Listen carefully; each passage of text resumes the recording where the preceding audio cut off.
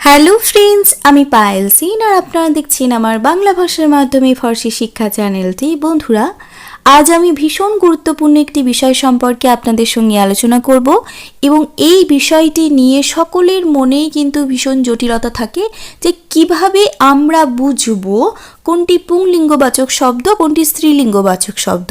বাংলা ভাষার ক্ষেত্রে আমরা খুব সহজেই স্ত্রীলিঙ্গ জাতীয় শব্দগুলিকে স্ত্রীলিঙ্গে, পুংলিঙ্গ জাতীয় শব্দগুলিকে পুংলিঙ্গে এবং জড় পদার্থগুলিকে একটি আলাদা লিঙ্গে ভাগ করে দিয়েছি। ফলে আমাদের সেই ব্যাপারটা কিন্তু খুব সহজে আমরা নির্ধারণ করতে পারি। ফরাসি ভাষার ক্ষেত্রে কিন্তু তেমনটা হয় না। ফরাসি ভাষার ক্ষেত্রে কিন্তু এই কোনো স্থানের নাম বা কোনো জায়গা বা অনেক সময় বিভিন্ন ক্লিবলিঙ্গ জাতীয় জিনিসগুলোকেই কিন্তু পুংলিঙ্গ বা স্ত্রীলিঙ্গে ভাগ করা হয়। অর্থাৎ ফরাসি ভাষার ক্ষেত্রে শুধুমাত্র দুটি লিঙ্গে আমাদেরকে সমস্ত জিনিসগুলিকে নির্ধারণ করতে হবে, পুংলিঙ্গ এবং স্ত্রীলিঙ্গ। আর এই জন্যই কিন্তু আমাদের বিভিন্ন রকম সমস্যা হয়, কারণ পুংলিঙ্গ জাতীয় শব্দগুলিকে আমরা পুংলিঙ্গে বলে দিচ্ছি, স্ত্রীলিঙ্গ জাতীয় শব্দগুলিকে স্ত্রীলিঙ্গ বলছি। কিন্তু যখন বিভিন্ন স্থানের নাম, জায়গার নাম এই জিনিসগুলো আসছে বা ক্লিবলিঙ্গ জাতীয় অর্থাৎ বস্তুর নাম এই যে জিনিসগুলো থাকছে, সেই ক্ষেত্রে আমরা পুংলিঙ্গ না স্ত্রীলিঙ্গ সেটা নির্ধারণ করা খুব কঠিন হয়ে পড়ে। তো চলুন দেখে নিই আজকের কিছু নিয়ম, যে নিয়মটিতে আমরা খুব সহজে বুঝে যাব যে কোন শব্দগুলিকে আমরা পুংলিঙ্গ শব্দ হিসেবে জানবো এবং কোন শব্দগুলিকে আমরা স্ত্রীলিঙ্গ শব্দ হিসেবে জানবো। তো চলুন দেখে নিই তেমনই কিছু নিয়ম। প্রথমেই আমরা দেখব স্ত্রীলিঙ্গবাচক শব্দের শেষে অ্যালফাবেট বা ইংরেজিতে ই যেটি আমরা বলি সেই অ্যালফাবেটটি থাকে। অর্থাৎ স্ত্রীলিঙ্গবাচক বেশিরভাগ শব্দের শেষেই কিন্তু এই অ্যালফাবেটটি থাকে। যেমন লা ফির, লা মের, লা সম্ব্র, অর্থাৎ মেয়েটি, মাটি এবং শয়নকক্ষটি।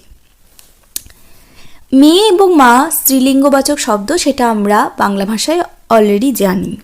সম্ভ্র অর্থাৎ বেডরুম বা শয়নকক্ষকে ফরাসি ভাষায় কিন্তু স্ত্রীলিঙ্গ জাতীয় শব্দ হিসেবে ধরা হয় এবং দেখুন এই শব্দটির শেষে কিন্তু অ্যালফাবেটটি আছে।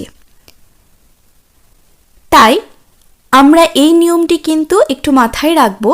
এই নিয়মটি সম্পর্কে যেহেতু আমি আগেও আপনাদের বলেছি যে স্ত্রীলিঙ্গবাচক বেশিরভাগ ফরাসি শব্দের ক্ষেত্রে আমরা দেখি যে শেষে অ্যালফাবেটটি থাকে, কিন্তু তারও ব্যতিক্রম আছে। সবসময় যে সেটা হয় তা কিন্তু নয়। এমন কিছু শব্দ আছে যেগুলি বা ইংরাজির ইহ বর্ণ দ্বারা শেষ হলেও সেগুলি পুংলিঙ্গবাচক শব্দ। যেমন le muger, le père, le marché। মুজের অর্থাৎ জাদুঘর, le père অর্থাৎ বাবা বা পিতা যাই বলুন না কেন, le marché অর্থাৎ বাজার।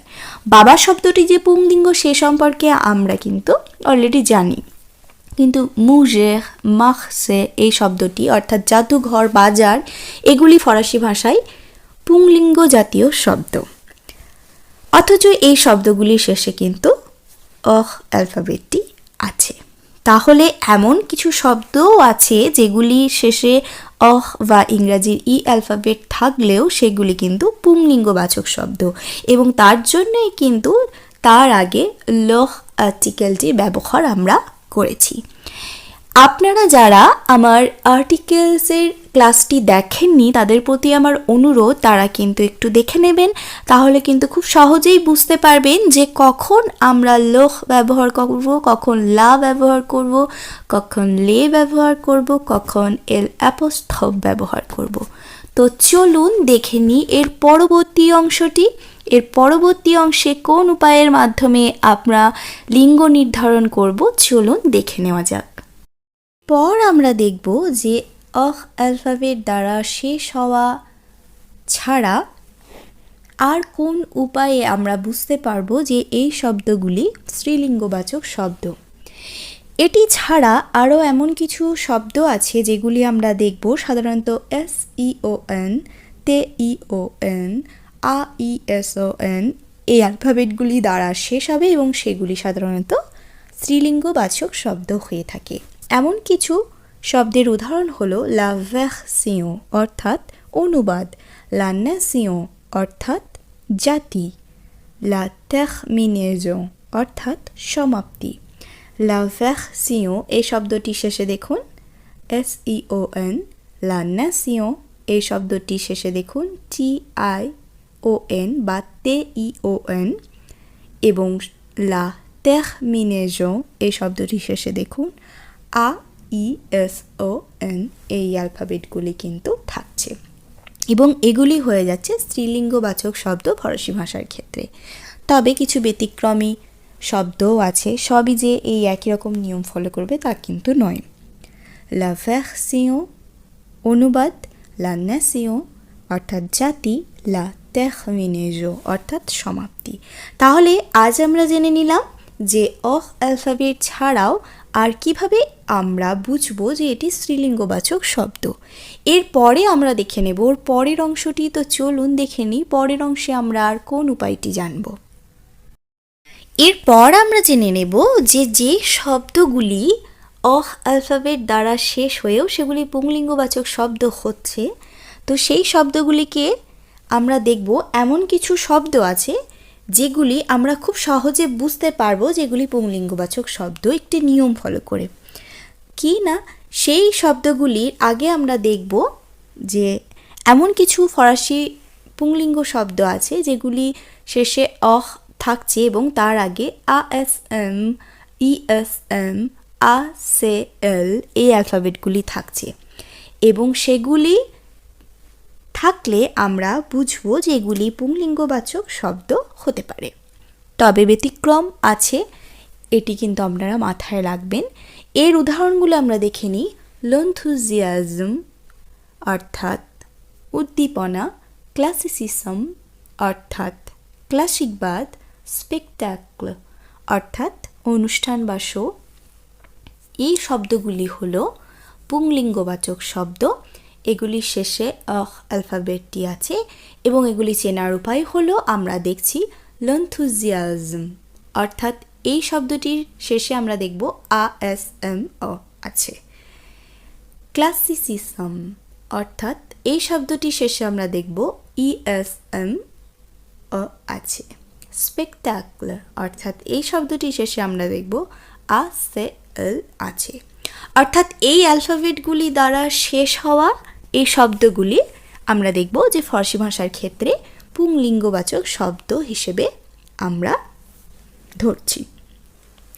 তাই এমন কিছু শব্দকে আমরা খুব সহজেই কিন্তু এই অ্যালফাবেটগুলি দ্বারা শনাক্তকরণ করে নিতে পারবো যেগুলি পুংলিঙ্গবাচক শব্দ হবে, যদিও এটি শেষে অ অ্যালফাবেটটি আছে তবুও। তাই এই ছোটোখাটো উপায়গুলিকে আমরা মাথায় রেখে কিন্তু এই শব্দগুলিকে খুব সহজেই নির্ধারণ করতে পারবো। এরপরে আমরা দেখে নেব পরবর্তী আরেকটি উপায়। চলুন দেখে নিই সেই উপায়টি। এরপর যে নিয়মটি সম্পর্কে আমরা জানবো সেটি সম্পর্কে হয়তো আমরা আগে শুনেছি বা আমি বললামও, যে আমরা জানি ফরাসি ভাষার ক্ষেত্রে ভোয়েল এবং আস দিয়ে শুরু হওয়া পুংলিঙ্গ বা স্ত্রীলিঙ্গবাচক নাউনের আগে এল অ্যাপোস্ট্রোফ ব্যবহৃত হয়, কিন্তু এর ব্যতিক্রমও ঘটে। যেমন আস দিয়ে শুরু হওয়া শব্দ এহো অর্থাৎ হিরো, সেটির আগে কিন্তু এল অ্যাপোস্ট্রোফ হবে না, সেটির আগে হবে ল। আবার আহিকো অর্থাৎ বিনস, আমরা জানি, আমরা শাকসবজি পড়ার সময় হয়তো এই শব্দটি সম্পর্কে জেনে থাকবো যারা আপনারা আমার ক্লাস ফলো করেন বা অনেকেই জানবেন হয়তো। তার আগেও কিন্তু এল অ্যাপোস্ট্রোফ হচ্ছে না, তার আগে হবে লো। তাহলে বন্ধুরা এখন আমরা জেনে নিলাম খুব প্রয়োজনীয় এবং খুব সাধারণ দুটি শব্দ, সেটি হলো এহো এবং আহিকো, যে শব্দগুলির আগে আমরা এল অ্যাপোস্ট্রোফ ব্যবহার করব না, যেগুলি পুংলিঙ্গ শব্দ হিসেবে আমরা লো এহো লো আহিকো এইভাবে ব্যবহার করব। তো এই ব্যতিক্রমী রূপটা সম্পর্কে আপনারা সচেতন হয়ে গেলেন। আশা করি এগুলি যখন আপনারা ব্যবহার করবেন সেক্ষেত্রে খুব একটা ভুল হবে না। এরপরে আমরা দেখে নেব পরবর্তী আরেকটি নিয়ম বা পরবর্তী আরেকটি উপায়। এই নিয়মটির দ্বারা আমরা আহিকো এবং এহো শব্দটি যে পুংলিঙ্গ হিসেবে আমরা ব্যবহার করব এবং তার আগে আমরা লোহ লোহ এই অ্যালফাবেটটির ব্যবহার করব, এল অ্যাপোস্ট্রোফ ব্যবহার করব না, সে সম্পর্কে সচেতন হয়ে গেলাম। দেখে নেব পরের উপায়টি। চলুন দেখে নেওয়া যাক সেই নিয়মটি। ফরাসি ভাষার ক্ষেত্রে এমন অনেক শব্দ আছে যেগুলি উভয় লিঙ্গের ক্ষেত্রেই ব্যবহৃত হয়, যেগুলির বানান এবং উচ্চারণ একই হয়। খুব ভালোভাবে লক্ষ্য করুন বন্ধুরা, আমি বলছি যে ফরাসি ভাষার ক্ষেত্রে অনেক শব্দ আছে যেগুলি উভয় লিঙ্গের ক্ষেত্রেই হয়, অর্থাৎ স্ত্রীলিঙ্গেও হয় সেটি, পুংলিঙ্গেও হয়, এবং সেটি বানান এবং উচ্চারণ একই হয়। তাহলে আমরা বুঝবো কি করে যে আমরা কখন কিভাবে সেটি ব্যবহার করব। সেই ক্ষেত্রে আমাদের অর্থটা মনে রাখতে হবে। উচ্চারণ বানান এক হলেও অর্থ কিন্তু এক হয় না। যেমন লেদ এই শব্দটির অর্থ যখন আমরা পুংলিঙ্গের ক্ষেত্রে ব্যবহার করব সেক্ষেত্রে হবে সাহায্যকারী, এবং স্ত্রীলিঙ্গের ক্ষেত্রে যখন আমরা ব্যবহার করব সেক্ষেত্রে হবে সাহায্য।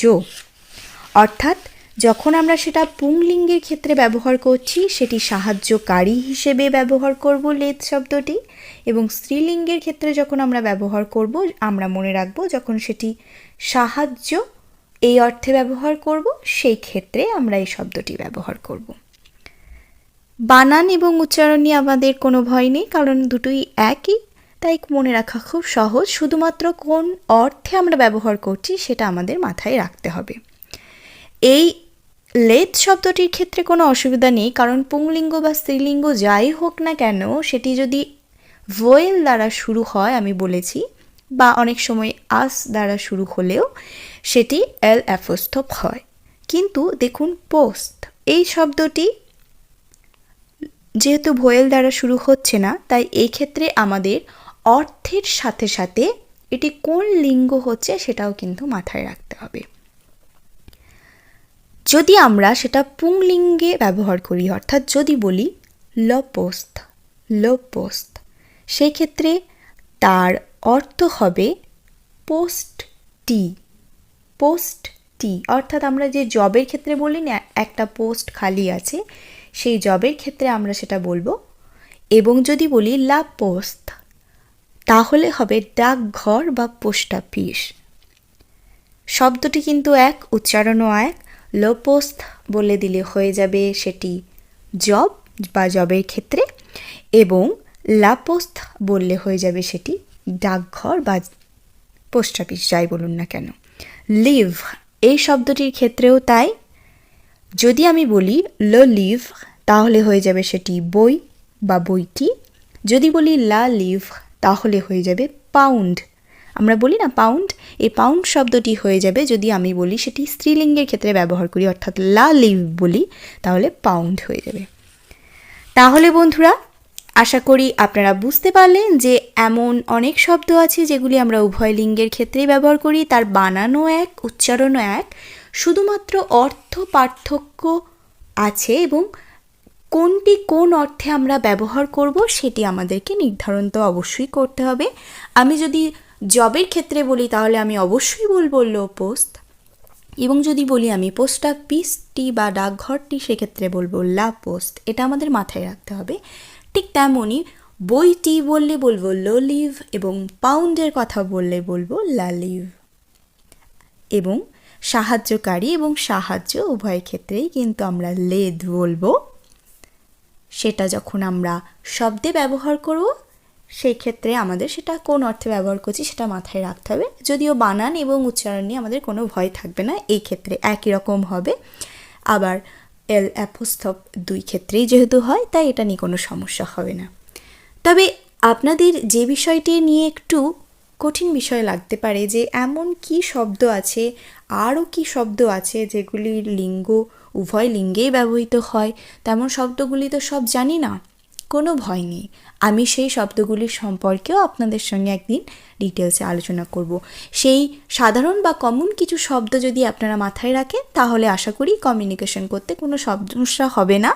শুধুমাত্র সেই শব্দগুলি মাথায় রাখলেই কিন্তু আপনারা নিজেদের মতো কমিউনিকেশন করতে পারবেন বা আপনাদের অফিসিয়াল কাজকর্মগুলি খুব সহজেই কিন্তু করে ফেলতে পারবেন।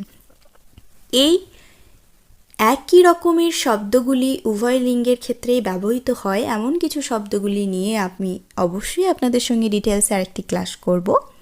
তবে আজকের ক্লাস আমি এখানেই শেষ করব। আমার ক্লাস যদি আপনাদের ভালো লেগে থাকে, আমার ক্লাস থেকে যদি আপনারা উপকৃত হয়ে থাকেন, সমস্ত জিনিসগুলো ঠিকঠাক বুঝতে পারেন, তাহলে অবশ্যই আমাকে কমেন্টে জানাবেন। কোনো অংশে না বুঝতে পারলেও আমাকে কমেন্টে জানাবেন। আর আমার ভিডিও আপনাদের কেমন লাগে সে বিষয়েও কিন্তু কমেন্টে জানাতে ভুলবেন না। আপনারা ভালো থাকবেন, সুস্থ থাকবেন, আর আমার চ্যানেলটিকে অবশ্যই সাবস্ক্রাইব করে দেবেন, প্রচুর পরিমাণে লাইকস করবেন, কমেন্ট করবেন, শেয়ার করতে ভুলবেন না আপনার বন্ধুদের মধ্যে, যাতে তারাও আপনার মতো খুব সহজেই বাড়িতে বসেই বাংলা ভাষার মাধ্যমে ফরাসি শিখে উপকৃত হতে পারে। আজকের মতো টাটা।